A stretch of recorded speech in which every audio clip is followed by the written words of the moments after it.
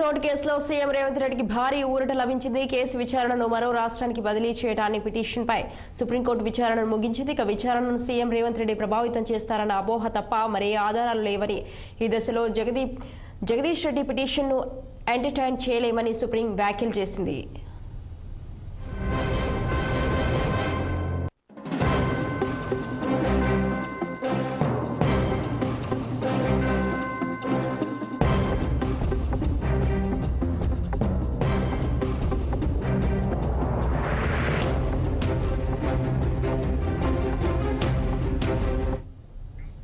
ఓటుకు నోటు కేసులో సీఎం రేవంత్ కి భారీ ఊరట లభించింది. కేసు విచారణను మరో రాష్ట్రానికి బదిలీ చేయాలన్న పిటిషన్పై సుప్రీంకోర్టు విచారణను ముగించింది. విచారణను సీఎం రేవంత్ రెడ్డి ప్రభావితం చేస్తారో అపోహ తప్ప మరి ఏ ఆధారాలు లేవని, ఈ దశలో జగదీష్ రెడ్డి పిటిషన్ను ఎంటర్టైన్ చేయలేమని సుప్రీం వ్యాఖ్యలు చేసింది.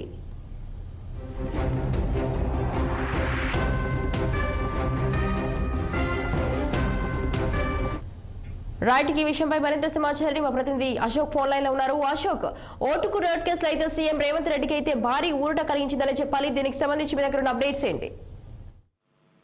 ఓటుకు నోటు కేసులో సీఎం రేవంత్ రెడ్డికి భారీ ఊరట లభించింది. కేసు విచారణను మరో రాష్ట్రానికి హైకోర్టుకు బదిలీ చేయాలని పిటిషన్ పై విచారణ ముగించింది సుప్రీంకోర్టు. ఏదైతే BRS MLA Jagadish Reddy petition ని సుప్రీంకోర్టులో దాఖలు చేశారు. సో విచారణకు సీఎం ప్రభావితం చేస్తారన్న అపోహ తప్ప ఆధారాలు లేవని సుప్రీంకోర్టు వ్యాఖ్యలు చేసింది. కేవలం అతని అపోహనే ఉంది తప్ప ఇందులో ఎలాంటి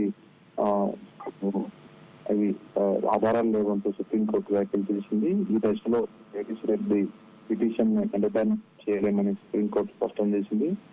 కేసు విచారణ జోక్యం చేసుకోవాలని రేవంత్ కు ఆదేశం ఇచ్చింది సుప్రీంకోర్టు. కేసుకు సంబంధించిన వివరాలను రేవంత్ కు రిపోర్టు చేయవద్దని ఏసీబీకి కూడా ఆదేశాలు జారీ చేసింది. సుప్రీంకోర్టు జడ్జి పర్యవేక్షణ సైతం నిరాకరించింది సుప్రీంకోర్టు. భవిష్యత్తులో సీఎం రేవంత్ రెడ్డి జోక్యం చేసుకుంటే పిటిషనర్ మళ్లీ సుప్రీంకోర్టును ఆశ్రయించవచ్చంటూ వెల్లడించింది. ఈ విషయంలో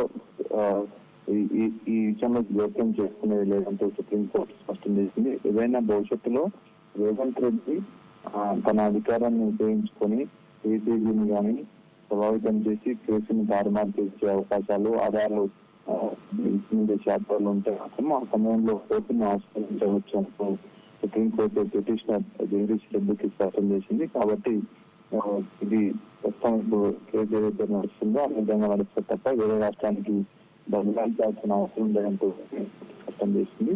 సో కాబట్టి కేసు కొట్టేశారు. మరి భవిష్యత్తులో ఏమైనా ఆధారాలు దొరికితే అప్పుడు మళ్ళీ పిటిషనర్లు కోర్టును ఆశ్రయించవచ్చు అంటూ సుప్రీంకోర్టు స్పష్టం చేసింది. Right, thank you Ashok, thanks for the details.